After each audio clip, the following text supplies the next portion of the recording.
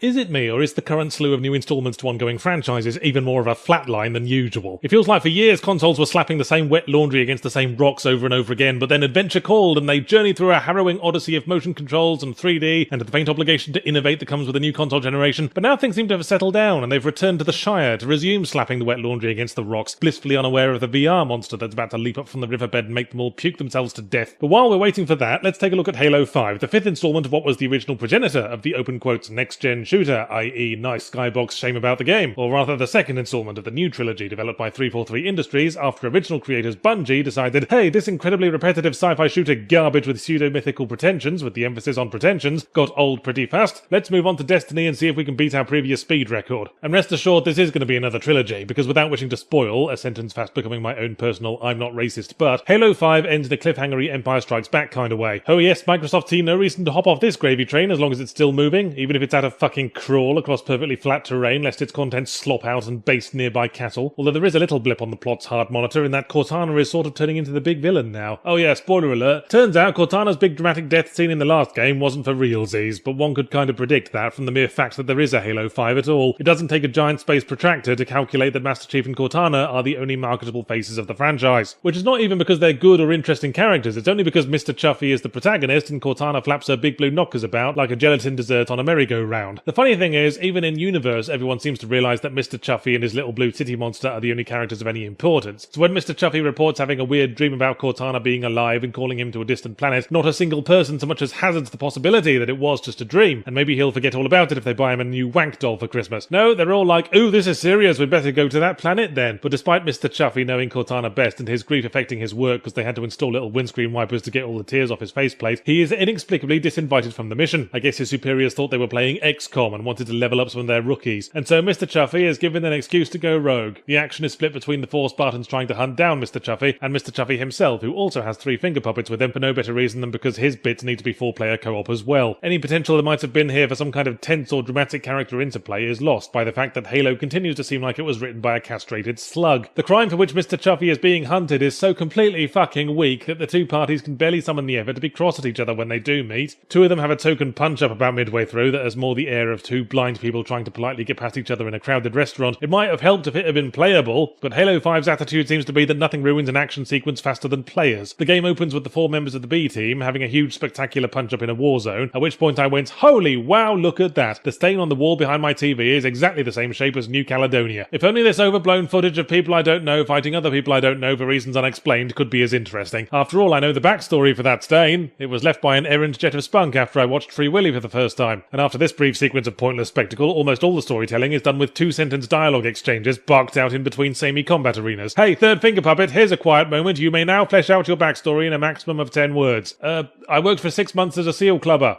And then I'm all like, what? Sorry, I wasn't paying attention. Post-action sequence probably isn't the best time to have important exposition, because my mind's in recovery mode and I'm trying to chug this Gatorade. I don't want no one trying to tell me the story doesn't matter if the gameplay's fine, because frankly the story is all that Halo 5 could possibly sell itself on. It's the same shooting as always, no new weapons or vehicles, and incidentally Halo games could save me some time and throw my starting rifle and pistol in the bin as the level starts, and give me something I could actually find some fucking ammo for. No new enemies either. There's a boss character in that he's functionally identical to certain standard enemies, but twice the size, and can't shut his fucking face for 5 seconds, and you fight him like 20 times. The plot reason is that it's one guy with like 1 million bodies, and I thought, okay, that's actually quite threatening as villains go, since blowing him up over and over again isn't going to help, and that's pretty much the only string to my bow, until what might as well be the final boss is just 10 more of the guy. Psych! Turns out blowing him up over and over again is going to help. Halo is the premature ejaculation of video games, and I'm not just saying that because Halo 5 feels shorter than Cortana's laundry list. It took till Super Mario Galaxy for Mario to spooge his last, and that was Halo's fucking starting point. Kick off with huge galaxy-spanning threats and giant fat-ass space prostitutes with fanny cankers the size of small moons, and where the fuck are you supposed to go from there? Maybe you could breathe some life in by switching to a more focused character narrative, but the prerequisite for that is actually having characters, beyond titty holograms and giant dustbins on legs. The attitude of Halo 5 seems to be that if you keep chewing the bubble gum, maybe the flavour will eventually somehow come back. It's just more meat for the grinder, more grist to the mill, more innocence lost to the 70s children's TV presenter, but at worst it's merely bland, unless you plan to get into the multiplayer, at which point the threat level elevates to court-martial offence. If paying for the game and the subscription fee weren't quite enough fun for you, the fun need never stop in the micropayment shop as you struggle to compete with fat 13-year-old tit fiddlers with mum's credit card and poor supervision, and $3.95's getting pretty bloaty for a micropayment. If that's a micropayment, then my dick is comfortably petite.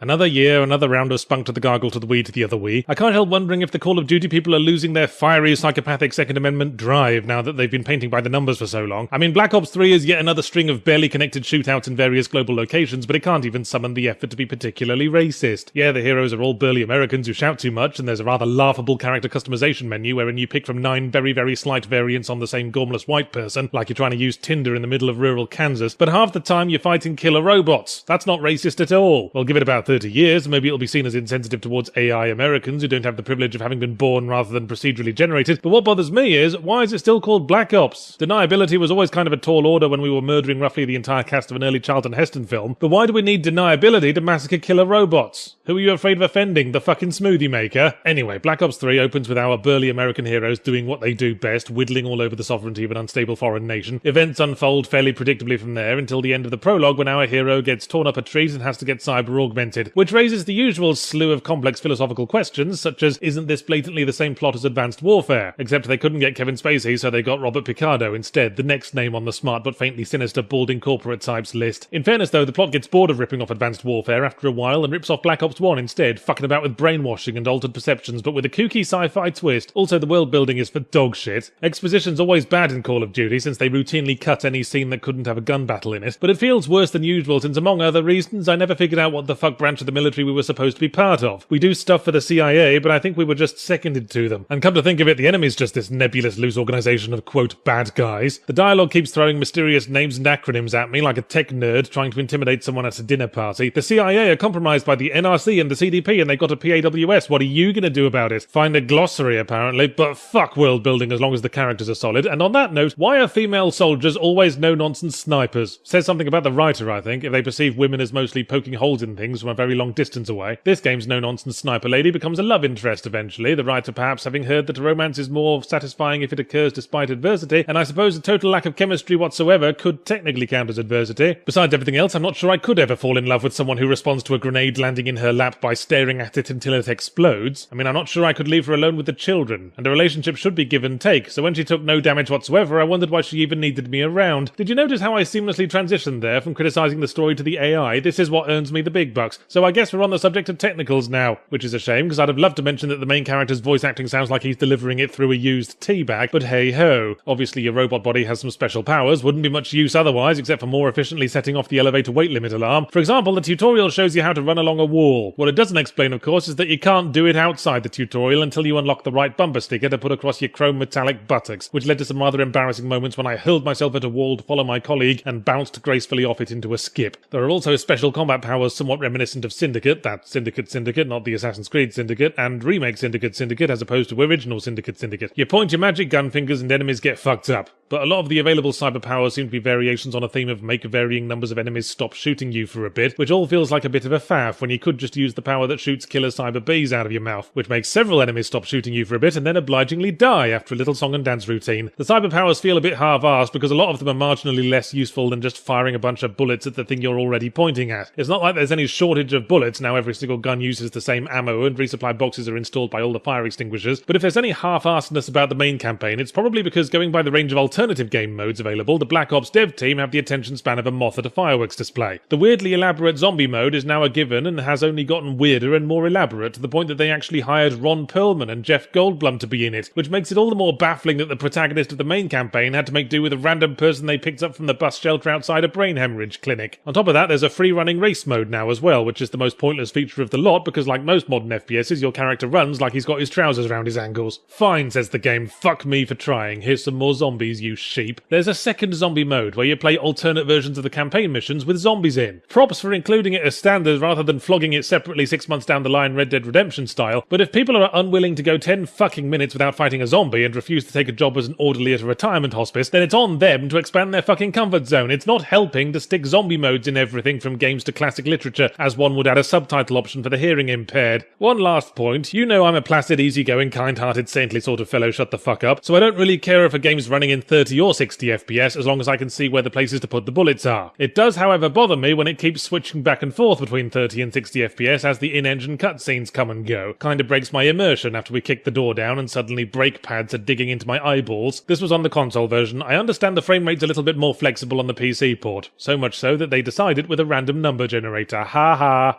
Oh look everyone, it's the game that was one of the two that came out on November 10th but doesn't require a prolonged leave of absence and a doctor's note to get through, so it's getting reviewed first. Rise of the Tomb Raider, also known as Exertion Noise the Game. Long awaited, acknowledged matter-of-factly sequel to the unhelpfully titled Tomb Raider, in which Lara Croft first began her life of adventure but apparently didn't sufficiently rise for Crystal Dynamics' tastes. This time around, rather than being thrust into a desperate survival situation, Lara Croft has taken a great big crunchy bite out of Nathan Drake's hairdo and plonked herself into one, ensuring that she has no one but herself to blame when she has to use the ruined exterior wall of an ancient Sumerian temple to whimperingly smash her compound fractures back into place. As before, there's something rather manipulative about all this, but I think the writers need to accept that they're banking on a finite resource. Yeah, maybe the first time the ickle girly whirly got her shit ruined, it triggered a protective instinct, but by incident umpteen squillion, I wouldn't lend her bus fare to the hospital if Saint gives a shit. The game opens with Lara Croft climbing a big mountain, for you see the Tomb Raider is quite literally rising. Yes, make the most of that, it's about as good as the writing gets, as is swiftly illustrated when she and her sidekick ineptly bellow their lines at each other because I guess the actors were told the background wind was going to be really loud, but it wasn't, so they ended up looking like they're trying to get fired from the school play. At least Lara has finally figured out how to wear jackets in cold weather, although she still shivers like a carefree playboy trying to urinate. Do the fucking zip up, lady. The wolves don't care what your collarbone looks like. But a bite on Nathan Drake's hairdo is, strictly speaking, a nibble on Indiana Jones's hat brim, and so the plot wastes no time in ripping off The Last Crusade. Lara's looking for a magic thing, so poorly defined it might as well be the Holy Grail, and proceeds to murder and collateral damage her way towards it, and we're supposed to hate the villains for doing the exact same thing, despite the fact that they actually have a coherent idea of what they're going to do with it. And obviously there's a group of locals who have guarded the Grail for millennia and who constantly drop hints to which Lara remains totally fucking oblivious. We have dedicated our lives to prevent the Grail falling into the hands of outsiders, especially British ones, with names that rhyme with soft. That sucks. Still, at least you'll have some free time on your hands soon. And take a wild guess, do you think someone will actually take away the Holy Grail at the end of this plot, or will the hero undergo some kind of snap revelation and dramatically smash and or lose it because the world isn't ready? And I think I speak for the world when I say, could we at least have had a 6-week trial period first, you fucking asshole? So all in all, it's even more of a Last Crusade rip-off than Uncharted 3 was. It's even got the daddy issues and the 1,000-year-old Grail Knight knocking about who never in all the intervening years learned about wet shaving. But let's at least briefly acknowledge the gameplay. It's the classic Tomb Raider formula, by which I mean mostly more of what the last one did. One part faintly obnoxious collectathon to one part meaningless action sequences, all of which I now struggle to remember individually because I saw enough collapsing structures when I worked at discount stairlifts for fat people. As before, I like the bits when you're, raiding tombs, climbing around ancient puzzles created by people who mastered camshafts before they invented the wheel, but with the usual sterling logic of AAA, these bits are mostly optional, whereas the combat you're stuck with. By the end of the game, Thighs of the Tomb Raider has the Metal Gear Solid problem of giving too many solutions for problems that aren't very hard, and by problems I mean human skulls. I literally upgraded the pistol for no reason except to make the menu stop bugging me about there being upgrades available. Between the assault rifle, shotgun, melee attacks, stealth attacks, crafted bombs, crafted molotovs, arrows, poison arrows, bomb arrows, and Mia Farrows, the pistol spent the entire game dangling off my arse like a can on the back of a wedding car. Don't forget character perks as you level up, such as the one that tells you you're aiming at someone's head when you aim at their head. Wow, thanks for the help, game. I thought he was balancing a pineapple between his shoulder blades. If your game's a side quest palooza with collectible upgrades bursting out of its tear ducts, I want to know they contribute to something other than altogether now 100% completion. Like there's some ultimate challenge we're preparing for, because otherwise it's like putting on deodorant before going to the whorehouse. What's the point? They have to fuck you anyway. No, you can finish the critical path using nothing but what it hands you and 2 bits of old twig. Yet again, a AAA game treats its own content like dead wasps in the salad and suggests we eat around it if it bothers us. The most challenge I had was created by the weird time delay there seems to be on the camera controls, like Lara's wearing her depleted uranium friendship bracelets. But no side quest was going to fix that, unless you count the mystical journey to the options menu to find the sacred aim sensitivity slider of Kachun Babu. Yahtzee, are you trying to inflate the gameplay problems in this bland, but let's face it, perfectly functional piece of middle ground tosh? Probably, yeah. Something about the new Lara Croft rubs me up the wrong way, unlike the old Lara Croft who rubbed me up in a perfectly satisfactory way, especially when I was stuck opposite her on a packed subway train. So what is it that annoys me about her? Maybe it's the way she's constantly out of breath. She pants all the way through the gameplay, and in cutscenes she's always talking like she's about to have an asthma attack. I want to give her a damn good shake and yell, "Take a breath, Lara! Fill that chest with air! Seems like there's plenty of room." Or maybe it's just the shitty dialogue. Want to play the Tomb Raider drinking game? It's easy. Drink once every time Lara makes that one exertion noise that raises in pitch and sounds a bit like Yoshi doing a flutter jump, and drink once every time she says she's got to do something, and good fucking luck still being coherent by the end of the prologue. I've got to climb this priceless ancient monolith. I have to find a way to zip up my jacket. I must go down the chemist and get some refills for my inhaler. Take some fucking responsibility, Lara Croft. Don't talk like you're some helpless piece of chaff being tossed about by the swirling eddies of whimsical fate. Say, you know what? I don't have to climb up this burning ski resort and zipline off it onto a tiger, and I don't have to ensure my father's legacy either. I'm gonna do it because I want to. Because I have a death wish the size of William Howard Howard Taft's trousers and an electric complex the size of my tits. Oh look everyone, it's the other game that came out on November 10th. The big fat one that rolls around for ages, selfishly hogging all the attention like the buttocks of a Kardashian, and which takes longer to get through than a family-sized broccoli cheesecake. Fallout 4, loud. You know, I don't think I'll ever understand why people always make such a huge fuss about the release of a new Bethesda RPG. The usual answer I'm given when I ask about it is that they look very impressive and there's lots to explore. But the same is true of, well, the buttocks of a Kardashian, which, just like a Bethesda RPG, only look good from a distance. The moment you get up close, you start to see all the stretch marks and the little pimples that were covered up with a bucket of fake tan and a cement trowel, and you never know when the whole thing's going to do a great big fart in your face. Bethesda RPGs are always deeply explorative, but never immersive. They make for some great screenshots, but the moment it has to start living and animating, you find it full of blank-eyed computer programs who struggle to navigate a 6-lane highway without a carelessly placed dog turd making their pathfinding bugger up, and who have a weird habit of mysteriously vanishing in front of doors, which the doors always find so surprising that they momentarily forget how doors are supposed to work. Is Fallout 4 any different? Do lamprey eels give pleasant blowjobs? Oh well, still at least it gives us a never-before-seen glimpse of the world before it was bent over a concrete traffic barrier and given a ruddy good nuclear seeing to. You play as one half of a loving couple in possession of a comically badly made animatronic doll that you somehow convinced yourself is a baby, who have to hoof it to a vault as the bombs drop. In the world of Fallout, the vaults are a system of underground bunkers designed to preserve the essence of white middle-class America in a world gone mad. Except, as has been established in previous Fallouts, they were all secretly designed to fuck with the occupants for giggles, which has got to be a shoo-in for the Umbrella Award for extremely contrived corporate villainy. So you and your family get cryogenically frozen for 200 years for the aforementioned giggles, and wake up to find yourself up one blasted hellscape and down one baby. So you set out on an epic quest to track down your animatronic son, and naturally get sidetracked within nanoseconds. As the plot unfolds, you find yourself caught up in a big multi-faction conflict centered around artificial humans created by a weird future cult, and the moral question of if they deserve rights, which suffers from the fact that we aren't given any clear personal investment in the debate. Granted, we had an animatronic baby, but that looked more like plywood and string than artificial flesh. Perhaps as an effort to force some investment into you, the various factions involved are rather alarmingly quick to trust. Wow, you did one mission for us because you happened to be passing and it was on the way to the pisser. You have demonstrated total dedication to our cause and we've decided to make you our king. This happens like 3 times, and the factions that don't go that far still aren't much better. Obviously, one mission isn't going to be enough to make you our king, quite yet, so we'll just make you our most trusted warrior and hinge all our future plans around your continued success and assumed loyalty. Listen, you dipshits, I'm just trying to fill an XP bar here. Maybe some of the fault is mine, because I tried to avoid conversation options that might piss you off, and for that reason I seem to have accidentally taken a 1,000-year oath of allegiance, but excessive neediness just isn't attractive. Look at my dog. He doesn't need my approval. Maybe he'll move when I ask him to. Maybe he'll stand with tongue hanging out, blocking the doorway to the next objective, staring at me as I scream till I'm blue in the tits. The dog was something of a selling point, as I recall, since you can command him to go and pick things up for you. But this is never as efficient as walking over and getting it yourself. I thought exploration was the whole point. Why are you trying to get us to subcontract it? But he's handy to have in battle, I suppose, at least for the first 5 seconds before he's shot by every responsible gun owner in a 6-mile radius, or gets hit by a grenade thrown by me, because he just ran into a bunch of entrenched enemies and I wasn't going to wait for him to finish nibbling on their bums. Then he has to lie down and wash his bollocks while you sort it out. Lucky for him, I had about 90 stim packs by the end of the main plot. I had enough stimulation on me to fuel an entire sweatshop's worth of Chinese spinsters, and this was from only a token amount of side questing, mind, so I wouldn't come to Fallout 4 for a balanced or challenging RPG experience, which does rather raise the question of what the fuck we are here for. Well, it could be for a how much garbage can we fit in our underpants competition. See, in previous Bethesda games, you'd know that whatever currency you could get for stealing an office building's worth of rotary phones and waste paper baskets wouldn't make it worth the bother, but now there's a crafting system, so all bets are off, and you need to be dragging sackfuls of typewriters around in case they contain screws, which if you want to do any weapon and armor upgrading, have a street value of 2 discarded infants and a back alley hand job. Don't even get me started on town building, because that's totally what we want to do in an exploration game, isn't it? Behold, stout adventurer, 100 square miles of adventure and peril. Great, I'll just squat in the top left corner for 6 hours, building a giant light-up wooden statue of Michael Nesmith. I'll give it a rest, Yahtzee, you obnoxious lager belch bubbling through a bucket of cold jizz. You don't have to build a town or craft anything. You can just stick to mercenary adventures, or you can spend all your time hopping up and down on a riverbank with a saxophone down your trousers. It's up to you. That's kind of my point, though. Why is it up to me to figure out how I'm going to have a good time with this? That's what I paid Bethesda for. Loud.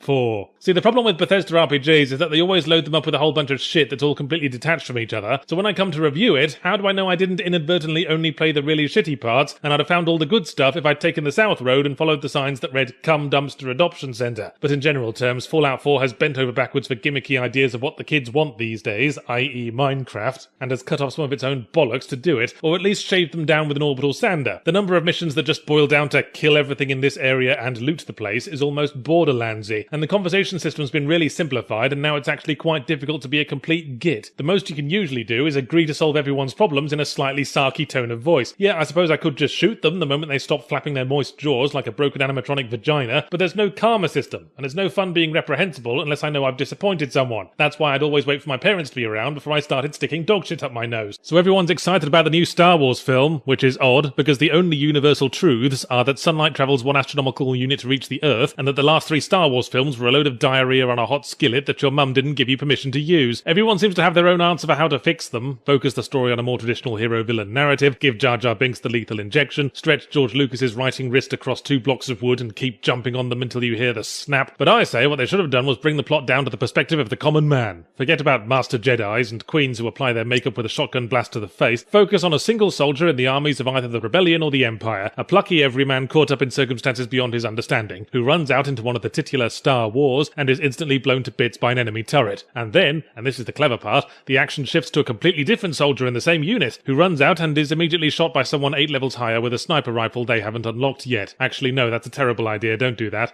Hey, I said don't do that, Star Wars Battlefront. Damn, too late. Why must I be cursed with such unquestionable charisma? Anyway, Star Wars Battlefront is a multiplayer shooter set in, as you could guess from the title, the Blake 7 universe. It will tell you that it has a single-player mode, and that is why it will go to hell for lying. I wish it was a rule that when games say they have single-player, they have to specify they mean a campaign, as in something that they put actual effort into. Or if they just set aside a little cupboard that we can sit in, spawn a couple of bots, and pretend we're playing the multiplayer somewhere where we won't ruin it for all the grown-ups. But what a multiplayer mode it is. Enter a server of up to 40 players and stand struck dumb with awe at the epic scenery adapted from your favourite Star Wars locations for a couple of seconds before someone sniper rifles your ghoulies into the 6th dimension. I'll be frank, all these big server 20-a-side shooters kind of play the same to me. You run out into a ball of chaos like one of those cartoon fights that take place obscured by a giant dust cloud, bully players that are newer than you, and then die after about 1 minute because a player you took for newer than you turned out to be less new than you. The question is the Star Wars thing merely an aesthetic change to sucker in fanboys like a Darth Vader pillowcase, or does it actually impact gameplay? Well, for one thing, the fact that everything shoots lasers carries the benefit that you can always see where the shots are coming from, and can pretend that you're in some nightmarish apocalypse where the glow sticks finally turned on us. Also, you can pilot classic Star Wars vehicles, such as the ATST Walker, that stands for a terrible staggering tosspot, which can ruin an individual soldier's shit well enough, but also makes you a bigger target than a lower back tattoo of Hillary Clinton's face. And then there's piloting flying vehicles, or to give its proper name, spectator mode. The I'm bored of actually being part of this conflict, let's take a break to look at the scenery for a few minutes mode. You have minimal effect on the ongoing ground battle as you speed over it too fast, shooting inaccurately at what could either be enemy soldiers or a row of baby ducks. So you just dogfight with the enemy pilots and hope you're providing the people doing the actual fighting with an exciting morale-boosting sideshow, followed by a fireworks display and a refreshing shower of jagged white-hot metal. There's a special mode where everyone's in flying vehicles, which if anything is the multiplayer experience boiled down to its most basic level. Fly randomly around the swarm, shooting the red dots and hoping no one pays attention to you. It's like covering your ass with glow-in-the-dark paint and trying to navigate a public school dormitory. And the other thing that the Star Wars setting offers is heroes, major characters from the films with more health and special powers who you can occasionally become on the battlefield in order to secure an advantage. And when I say you, I mean everyone besides you. Because with 20 guys on the team, you have better odds of getting picked to be the next Milky Bar kid. For that reason, I rather enjoyed playing the Hero Hunt gameplay mode, where one hero goes up against everyone else, and if you kill them, you get to be hero next. That's a system that actually rewards individual merit, of which Ayn Rand would be proud, and also has the tantalizing air of an exciting gang rape scenario. Trouble is, it cycles through the hero characters with each change, and I'd somehow always end up having to be Princess Leia. It was just like how it used to go down in the school playground. Luke Skywalker and his deadbeat dad, spoiler alert, get to swing their glow sticks around like intergenerational ravers. Han Solo runs around like he's just noticed that his gun has turned into a giant hairy spider. And what does Leia get? She can put up a shield. Oh, have mercy, your grace. But I suppose if they'd given her a power based on what she did in the films, then they'd have had to come up with something themed around constantly being captured and getting her jugs out. I suppose I like the Hero Hunt mode because it's the one mode that seems to be doing something a bit different. Every other mode boils down to 2 teams lining up and trying to be the first to complete an objective. And the specific objective your team has doesn't matter for shit. In public multiplayer, you are but a single pint of water in a wave crashing madly against rocks. That is all that it can ever be when you have 40 players all pursuing individual glory. There's no coordination. You can't even talk to each other beyond emitting Wilhelm screams as your bodies go flying. There's barely any point in even letting us know which team won, since the only thing deserving of points for the victory is Brownian motion, which has no need of weapon upgrades. Which is not saying it can't be fun, but it's the empty hedonistic fun of popcorn chicken, little parcels of high-octane action devoid of all context. Why not play with friends, I hear you ask? Good idea, Ranulph. Try organising 40 mates into a single game and let me know how it went once you get released from being sectioned under the Mental Health Act. Star Wars Battle Cunts certainly puts the emphasis back on the wars part, but you know what this kind of game is? It's an asshole recruitment drive. You start playing as a fresh-faced level 1 and get murdered by assholes. Obviously you don't give a half ounce of creamy baby excrement about helping your team win. Your only real motivation is to avenge yourself upon the assholes. But by the time you've got the better guns that the assholes used on you, they've moved on to firing dark matter jizz rockets out of their level 40 diamantine vaginas, and so you can only avenge yourself on their lower level teammates, ensuring that the bleak cycle will begin anew. Congratulations, you're part of the asshole system. Now are you just gonna plop out of it like a good little turd, or hang around and give it bowel cancer?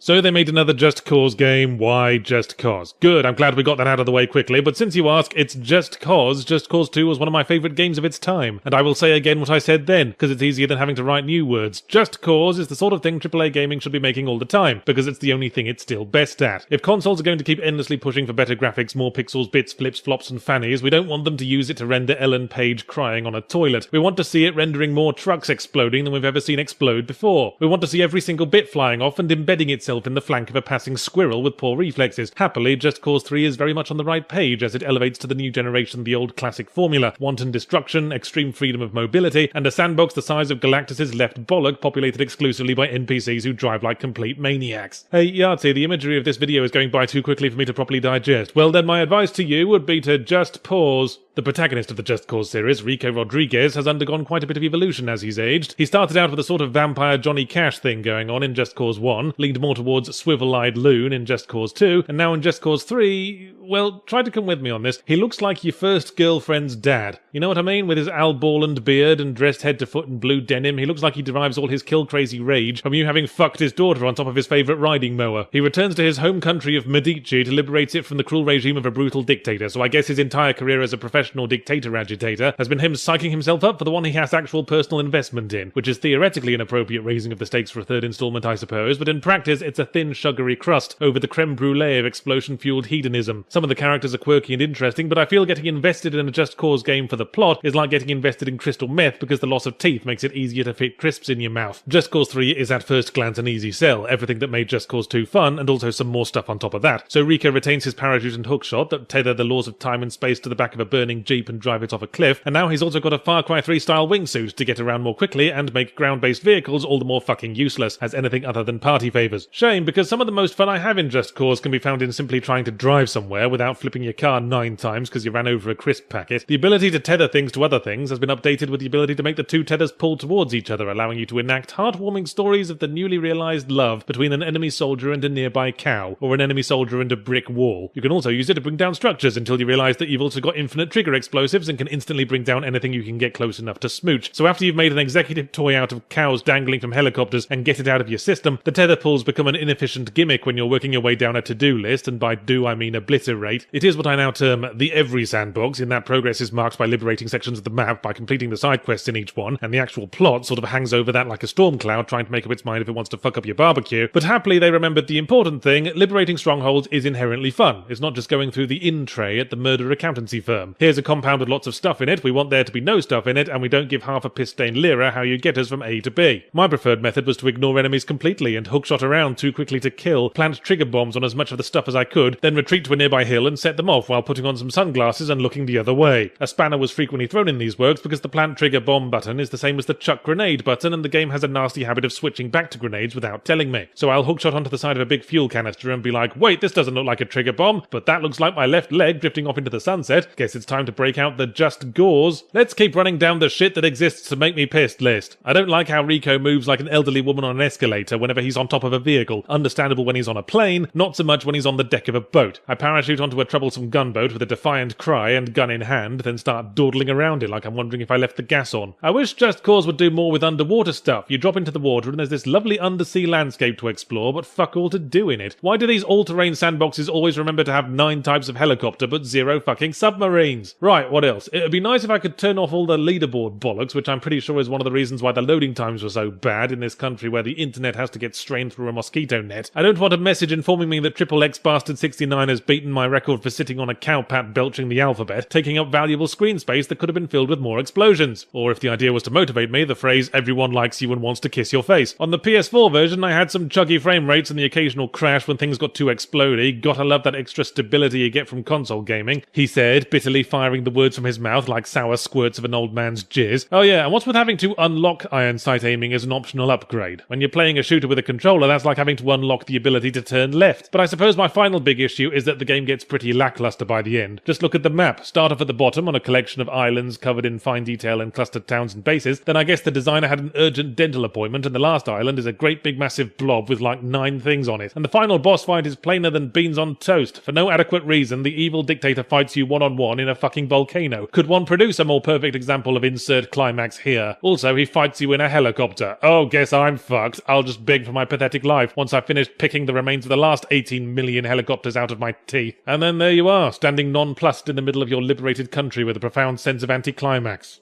What do we do now? I guess we could call up some just whores. Well, it's that time of year again. The stockings have gone up, and the owner of the stockings has been paid $20 and left my motel room. Yes, it's almost Christmas, and there's just time to get caught up with something I missed before the end-of-year roundup. Project Zero Maiden of Blackwater on the Wii U. If you're not familiar with this franchise, it's kind of like Ringu by way of Pokemon Snap. You take candid paparazzi photographs of Japanese ghosts, so all their ghost cellulite gets put on display in Ghost Cosmopolitan, and they die of shame. The series is called Fatal Frame in the US, which is one of the few cases of an American localization change I wholeheartedly support. Not only is Fatal Frame snappier, no pun intended, but it actually means something. It's a game about death and photography. Fatal Frame. It is not a game about whatever the fuck Project Zero means. What, are we taking pictures of ghosts for our school project, which is the prequel to the first school project we made? Or maybe I'm pronouncing it wrong and it's Project Zero, as in a game about characters from Metal Gear Solid 3 being forcefully thrown out of a nightclub. In any case, Fatal Frame games always have the exact same plot. One or more schoolgirls with skirts so short you can practically see their labial folds peeking out the bottom like the questing feelers of a tunneling spider, is trapped in a dilapidated area that's really haunted because some kind of death torture ritual was conducted in the past there by someone with really liberal interpretations of Japanese Shintoism, and there are pretty good odds that one or more characters will turn out to be the reincarnations of somebody or other. In this case, the severely underdressed schoolgirls are trapped on a mountain that's haunted because some crazy motherfuckers were packing young women in gift boxes out of devotion to the FedEx branch of Shintoism. And speaking of liberal interpretations, Maiden of Blackwater has strange ideas of what trapped means. Every single chapter ends with the current protagonist going, "Oh no, we're in the middle of a haunted forest full of inescapable hostile ghosts who want to claim our soul. How can I possibly get out of this one? Oh, I know. I'll fuck off home. Eat my tea and have a bit of a sleep, then contrive a new reason to come back to this deadly haunted mountain tomorrow night." Usually the reason is to look for a missing person. One wonders why we couldn't save time and look for 2 or 3 of the established missing people while we're up there, but whatever, maybe we're getting paid by the day. If we find the missing person dead, we fight their ghost. If they're alive, we take them home and go, well, this possessed person who keeps wandering off obviously needs their space. Let's put them to bed, unsupervised, in an unlocked room, and then sit at a desk for 6 hours frowning at something. I swear this happened like twice for every character in the game, and I only played up to about halfway through the story. Frankly, I ended up rooting for the ghosts,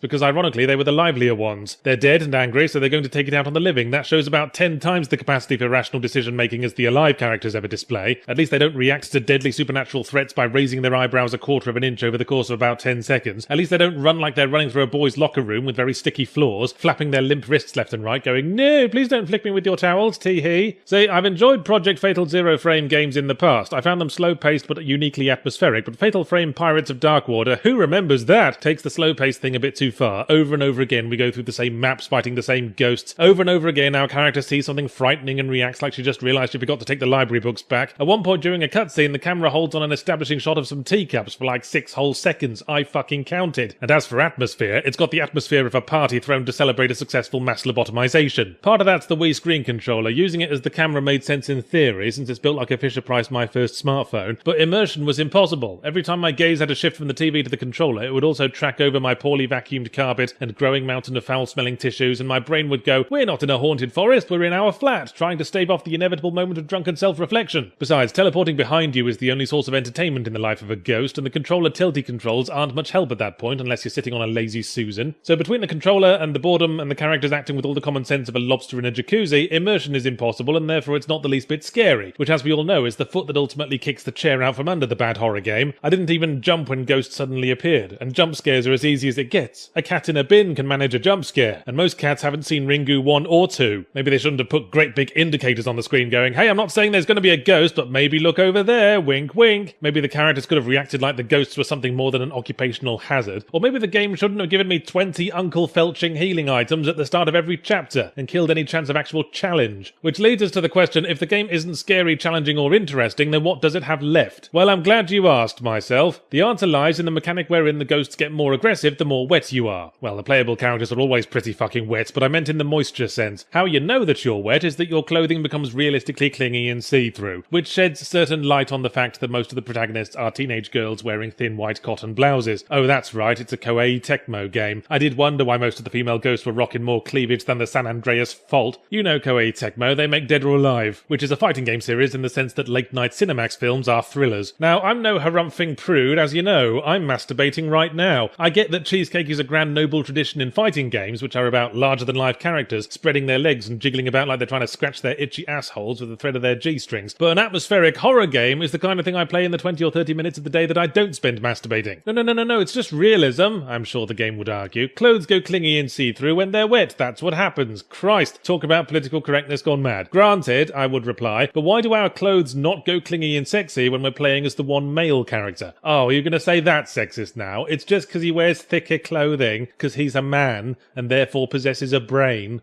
You can't have a new year without a top 5, so I'd better do one before the Earth halts in its orbit around the sun and plunges us all into eternal winter. As always, only games that have been reviewed in 0 punctuation are in the running for the top and bottom 5. That being the case, bear with me a moment. Undertale is a good game.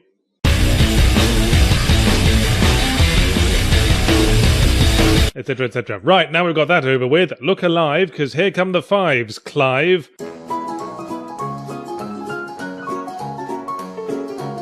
Dragons are the midwife of new ideas. You get a new idea, best to do it first with dragons, so people don't get scared off. Then if that works out, you can put your new idea in whatever horrible setting your disgusting mind can conjure. Heartening to see that process in action this year, as Dark Souls begat Bloodborne. Dark Souls gameplay in a glistening wet orgy of Lovecraftian horror, you gotta love it. And then you gotta launder your bed sheets.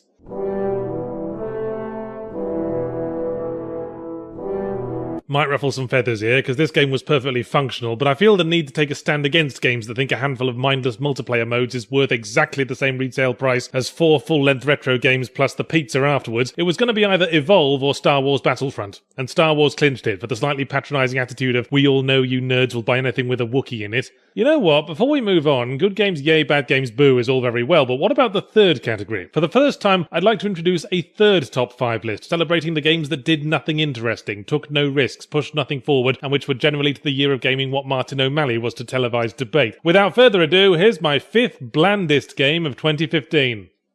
What's that?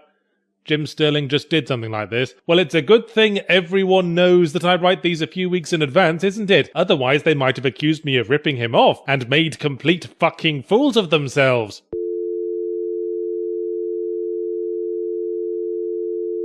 While it has its moments, Batman Arkham Knight made its mistake when it thought, how can we enhance our characteristic stealth action adventure for the last installment? Oh, I know! Let's take out some of the stealth action adventuring and replace it with Tonka toys being smashed together in the clumsy fists of an idiot god.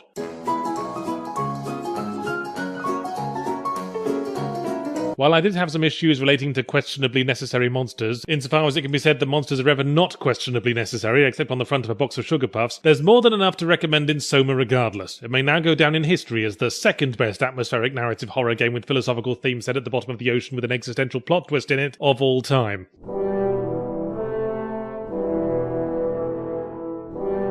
Speaking of questionable necessity, mainstream culture has gradually been coming around to the idea that video games probably aren't all murder porn aimed at the high school massacre demographic, but this was not intended to be taken as a fucking challenge. The game that strutted about in its big black controversy knickers dropping embarrassing turds from its leg holes, conveniently named after the reaction it provoked, Hatred, although after release they should have renamed it Dispassionate Ridicule.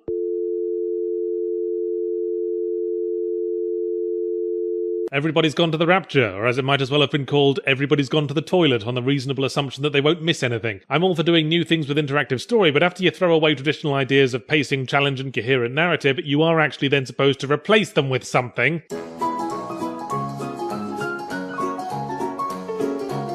Over the years, AAA gaming has been trying to pummel us into accepting that we have no choice but to have graphics like Rembrandt had sex with Industrial Light and Magic, and that means we have to sacrifice the kind of in-depth detail and storytelling we used to have in our open-world RPGs. But then Witcher 3 replied, "Oh no, you don't. You just have to work until your bollocks drop off." I, for one, appreciated CD Projekt Red. Hope the reattachment surgery goes well.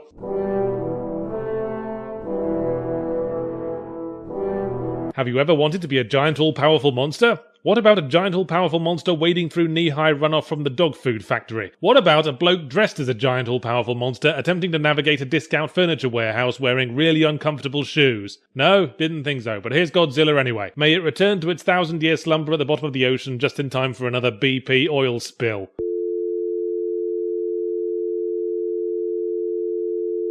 A textbook case of a franchise in holding pattern while it figures out what to base itself around now it's taken out the fun bags. Rise of the Tomb Raider. I look forward to the next installments: Beginnings of the Tomb Raider, Induction of the Tomb Raider, Tentative Steps into Pubescence of the Tomb Raider, after which of course comes the reboot.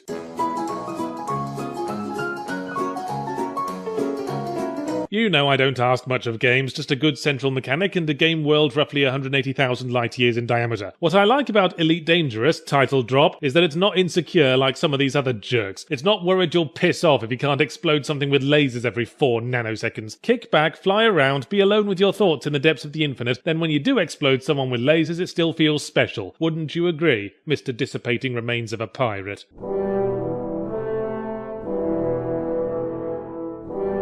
Number 2 worst is not only a barely playable, unfinished, horribly designed liter of cold wee-wee, but one that got poured down the trousers of one of PC gaming's oldest franchises, soaking the knickers of its proud legacy of 1, arguably 2, sort of good games. Alone in the Dark Illumination. I can only presume they made it multiplayer focused on the principle of a problem shared being a problem halved, but even if you split the cold piss between you, you're just ruining 2 pairs of trousers.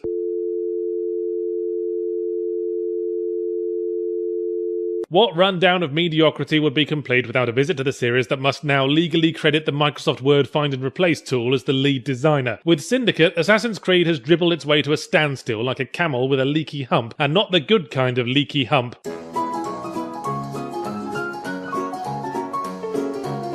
No sense being coy, it's Undertale, the darlingest of 2015's indie darlings, which I haven't reviewed properly because it really is best experienced from knowing as little as possible, not unlike a leaky hump. The basic appearance hides a deep narrative that manages to be funny and touching without horrifically derailing itself, as well as the kind of unique and deconstructive gameplay that actually makes an impact on the medium, unlike the following.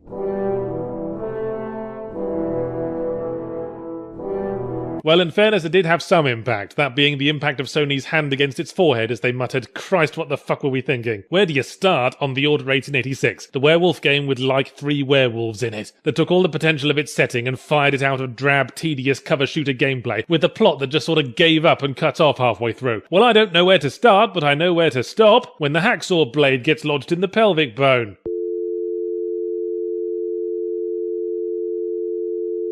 Poor old 343 Industries, they tried so hard to make Halo 5 interesting. They played up Master Chief being hunted for crimes, and then his crime was like 1 notch below an unpaid parking ticket. They bring Cortana back to life, and that had all the impact of finding a rotting Malteser under a beanbag chair. There's only so much you can do with the material, I suppose. It's like trying to paint a masterpiece with used bathwater on a canvas of dryer lint, in a house made of bog roll, in Swindon.